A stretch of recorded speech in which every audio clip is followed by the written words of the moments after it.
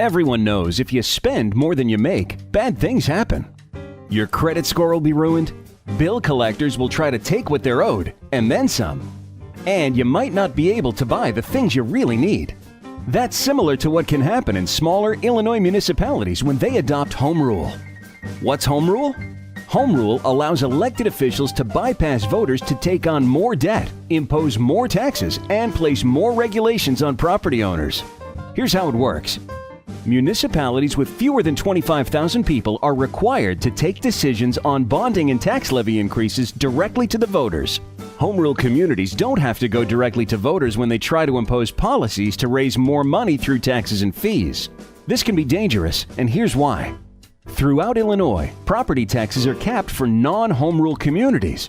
If your municipality adopts home rule, these protections are removed and your tax rates could soar. Considering Illinois already has some of the highest property taxes in the nation, everyone should be concerned by this. Home rule communities can require a pre-sale home inspection whether you or your buyer want it or not. This can quickly add costs and delays to a transaction. And home rule community leaders can force expensive and often unnecessary property upgrades such as residential fire sprinkler systems, or they can limit how a property can be used. In some cases, home rule community leaders have even forced property owners to install new carpet before a home can be sold or rented. What's worse, municipalities have taken on massive debt for projects which never meet expectations and saddle residents with higher taxes for decades. The sad part?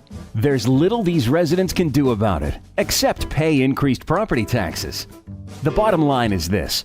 Home rule status can result in thousands of dollars in unanticipated costs for property owners. And renters can be hurt by this policy too.